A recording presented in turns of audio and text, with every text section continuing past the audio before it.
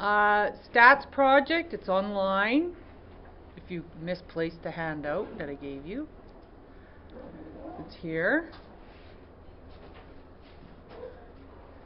And in order to go get the results, you could just go to the handout online and click on this link. You may have to log in though to get the response, like using the login information on that sheet, right? So here's the email account I made up and the password. So I will click there and see. I think I went automatically in because I've already logged in and set the password on my browser, so it just automatically went. So 35 responses, is that what you Yeah, unfortunately that gives us a margin of error of 14%. So was that about what you were expecting to get back though? I wanted more. The hope was more, yeah, but you know, you always hope to get a certain amount and expect to get about average. Yeah. It's about 29% of the population. Wow. That we had emails for. Yeah. Kim brought it up in the 2 classes we had after we put it up there when we were in there working on it. Yeah, but I guess that also means people that aren't here, right? Yeah. They didn't. Okay. But so you might want to write that down. That gives us a margin of error of 14%. So I want to write that down. I just went to a website and they had these calculators that figure that out for you based on population size and the sample we got. Our margin of error is 14%. So plus or minus 14%.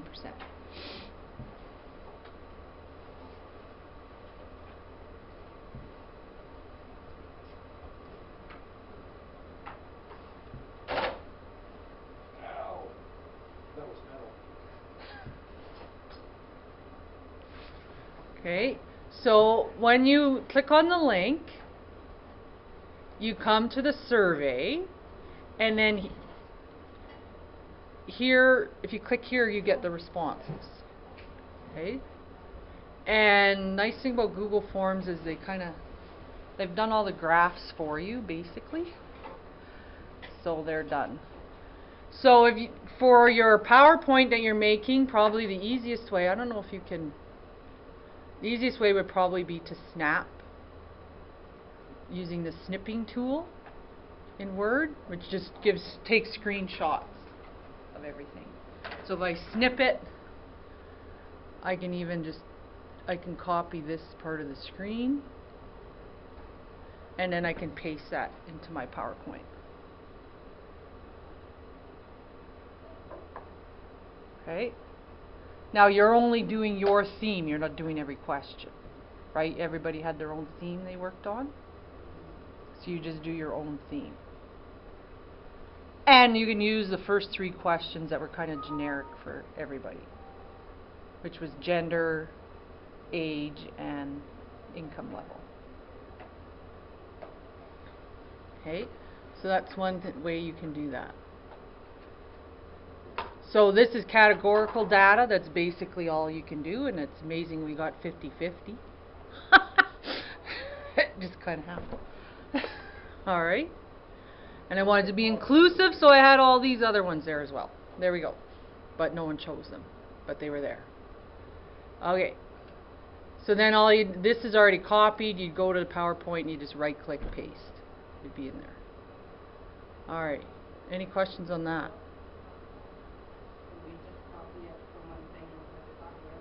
Yeah, because you have to talk about each one, right? This is the results, but you still need to talk about them, not just say what the results are.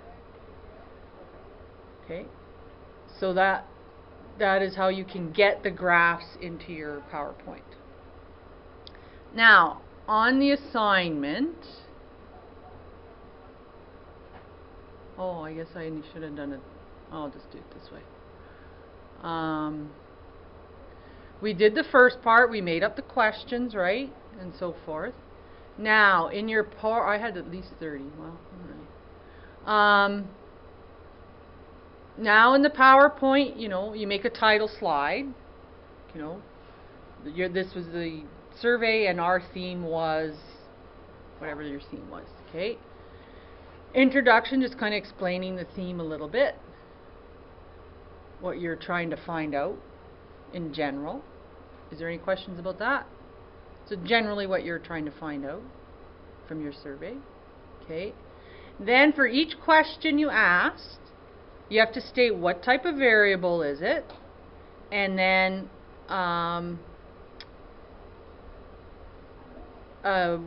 what are the variables, sorry, and then the type. So if we go to, I'm going to go, this is what I need. If we go to your notes,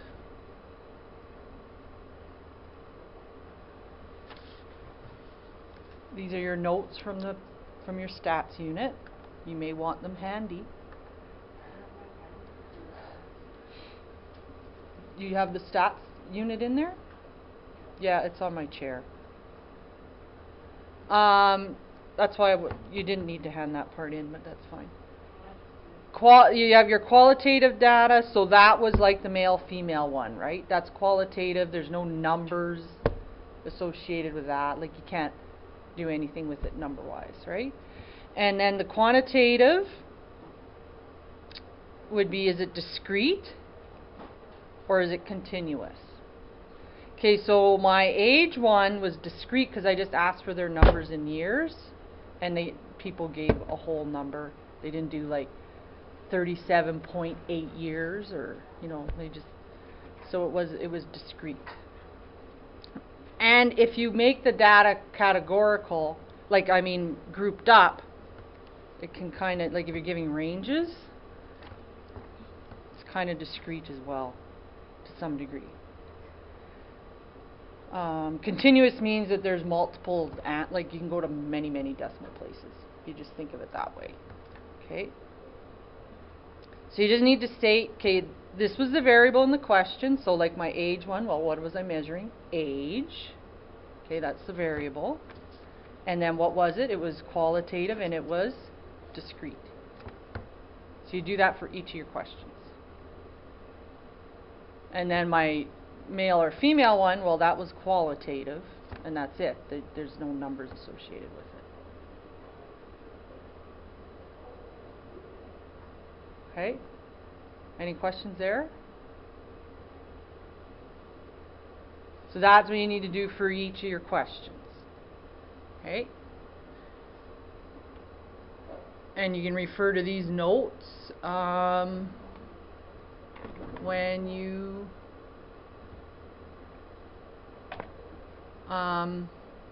if you can't remember. Alright. And then, so once you've done that, you've gone through all your questions and said what type of question they were. You have to do a central tendency slide. So that's calculating mean, median, mode, but you can only do that with your data that has numbers, right? Okay, so that's, and most of you don't have very many that do that. We did more categorical data, or the qualitative data instead of quantitative, okay? So, I'd like you to calculate the mean, median, mode for the two I gave, and then at least one, and then your other ones, which most of them there isn't that many. Okay, now, what do you do when you have, so how do you calculate mean, median, mode when you just have the data? Like my age, they put their age in, so it's not grouped, right?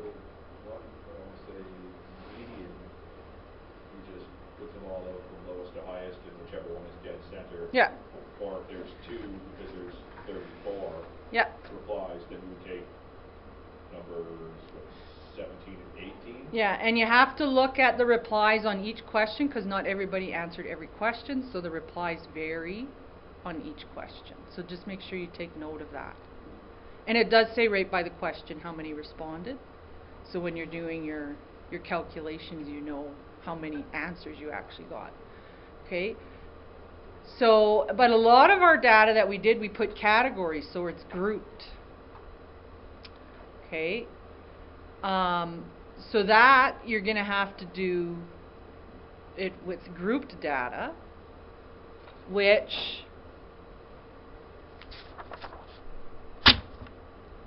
is probably easiest to put it in the calculator. So to put it in the calculator, where do I have it here? I think I got it over here.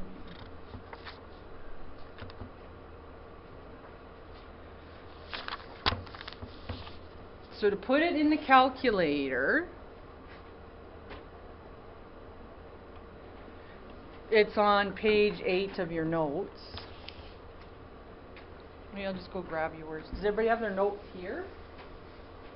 Yeah. It'd be a good idea to have them.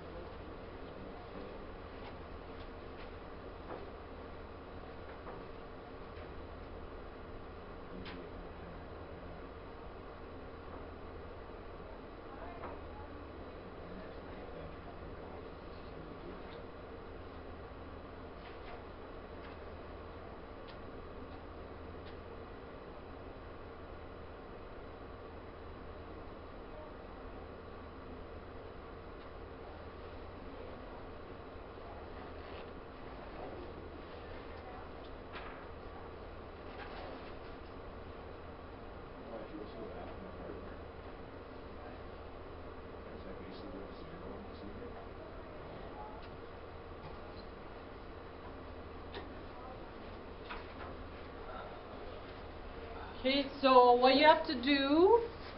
That's not on my page 8. Those 3 boxes in the bottom is not in my book. Oh, I forgot she gave you a different one. Yeah.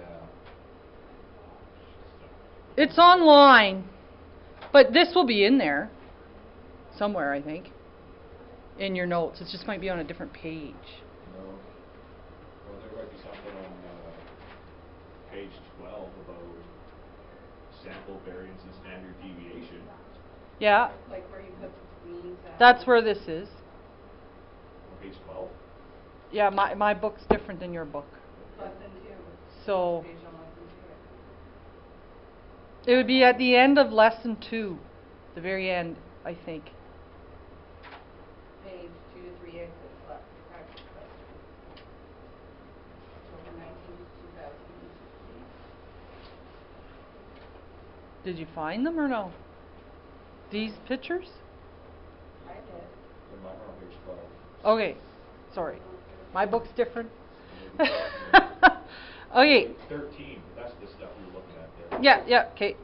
So what you have to do is you have to find the midpoint. How do you get the midpoint? Does anybody remember how to get the midpoint of your...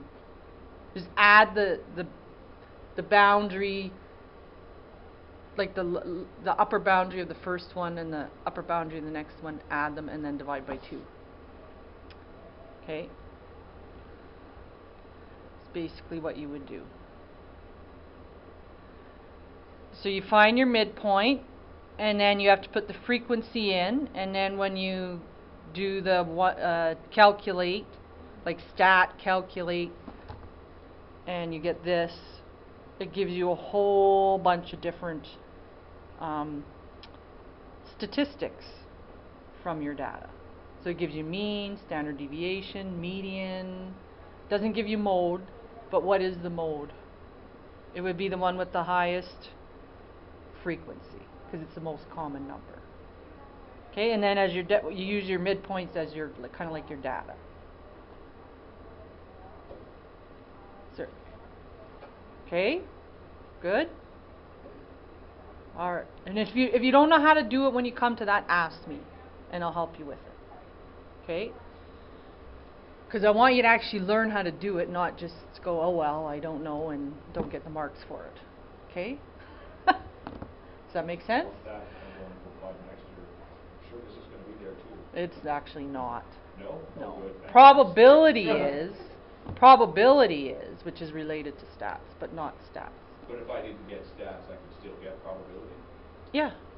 Probability is that It's fractions, decimals, percents, but it's understanding the question. That's the hard part. where That's probability. Yeah. Yeah. It's always accounting, right? Like, isn't it? Counting can get complicated. Did you know Factorial, that? isn't the number? You count down. Yeah. So like, if it's the factorial of 7 is like 6 times 5 times 4. Yeah. Okay, so you also can do it in the spreadsheet. And I'm going to just show you a bit on how to do that. So, all those functions are available in the spreadsheet, including mode. They have all those formulas in the Excel spreadsheet. The group data is really complicated to do in the spreadsheet, so group data I would just do it on the calculator. It's just easier. And then, but if you wanted to do like the age one, you could do it in the spreadsheet. Where you'll maybe, I guess you can do correlation on the calculator too. But if you want to get the data in the spreadsheet, you just click on, this is a little spreadsheet symbol. You just click on there. And then there's all the data in a spreadsheet. So this is the time the person did the entry, and then these are all the answers for every question that was there. And it goes very long, because there was lots and lots and lots of questions. Okay?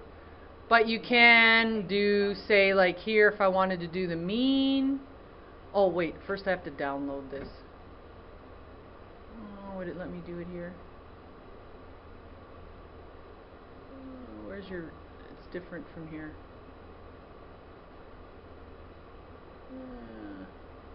I think we'll download it. Download as Excel file. Then you can save it on your computer if you want.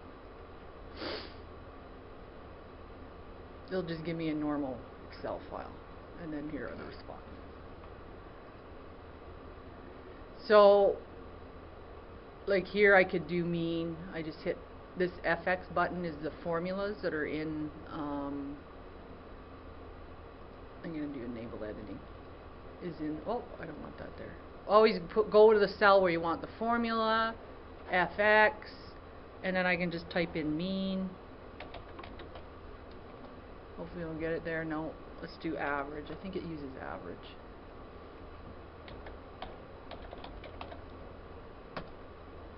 And then just read. Returns average, arithmetic mean. And that's the one we want. So we would just say OK. Then it says what cells do you want to take the average of. You just click here. This is a little picture to the spreadsheet. You just click that, get that out of the way, and just highlight the data you want to use.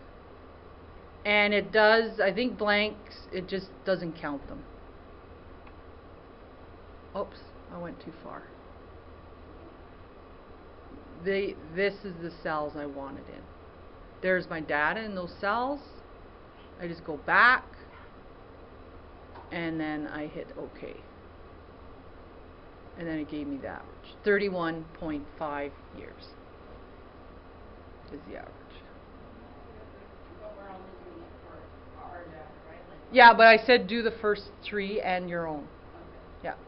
Because a lot of people, I think some people only have one thing they can do the mean, medium, mode. And then you can do that for all the other ones. Mean, medium, mode. Correlation. You can do a correlation between 2 sets of data, which is later on. I was going to do that on Tuesday. But I was just going to do this today. Hmm? So download the 26.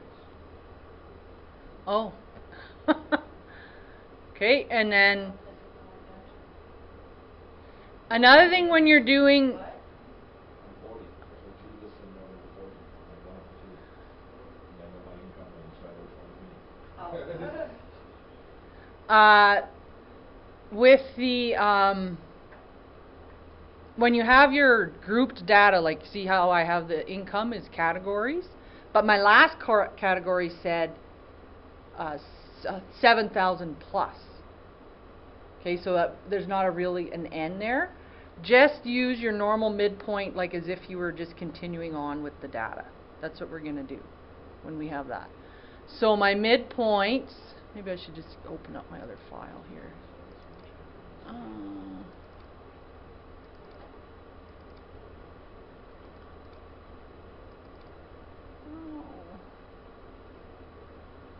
Maybe let's do this here, because I already have stuff in here. Okay. Didn't I put it in here? Oh.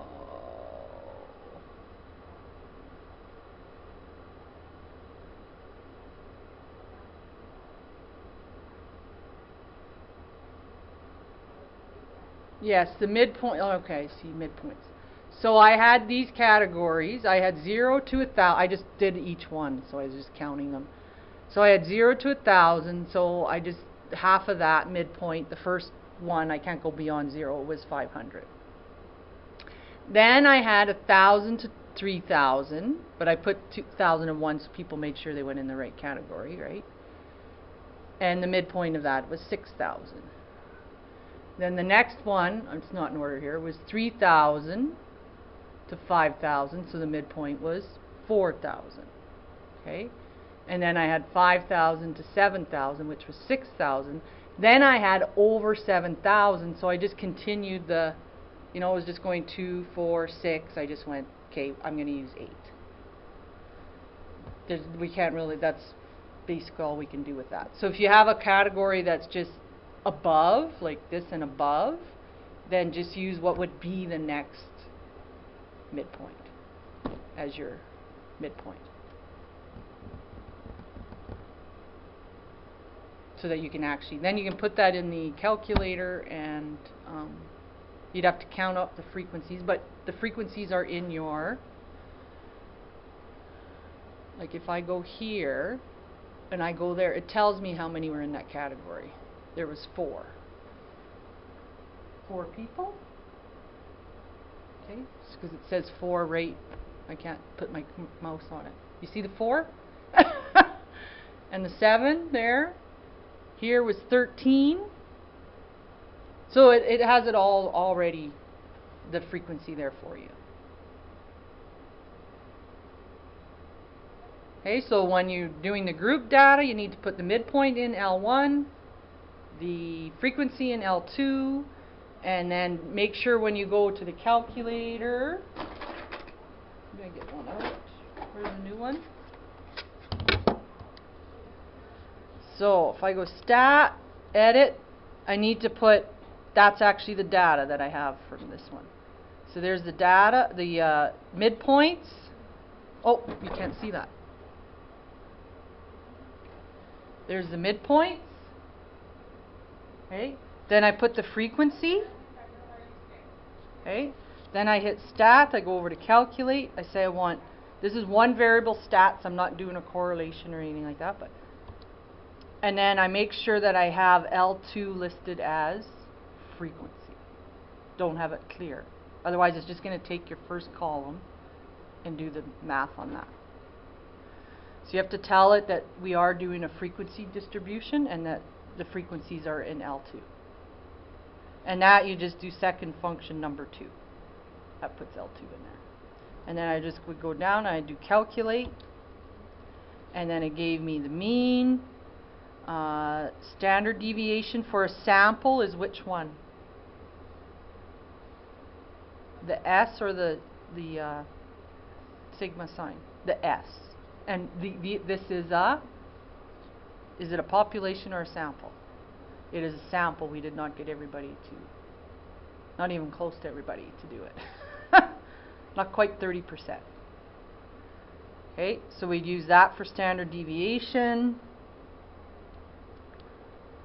Median, 3,000. And then the range would just be your max and your midpoints. And then it's not really that relevant in grouped data, the range. And then your mode would be the one with the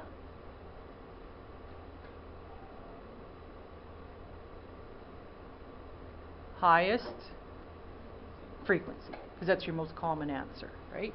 Which we can see in our chart is this one, the 1,000 to 3,000, because it's got the biggest percent. So that would be our mode. Okay? So what I want you to do now is get together with your partners. They're here. And make those first few slides.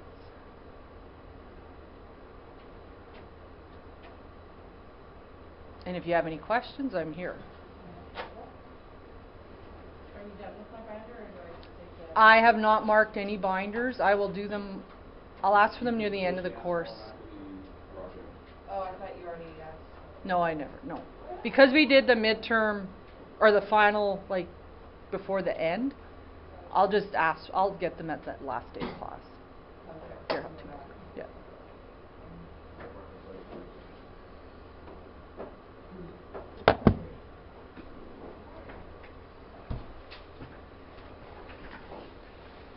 Now you probably could hand in your textbook, because it doesn't have a lot of the stats in it. It has some of it, but it's up to you whether you want it handed in or not. Now. Okay. So you mean last class we handed in our binders then? Yeah. Here you are then. There you go. So is PowerPoint hard to learn to use? Nope. Never had to use it in my life. Oh man, well it's something you'll use a lot. Yeah, no, we've had the opportunity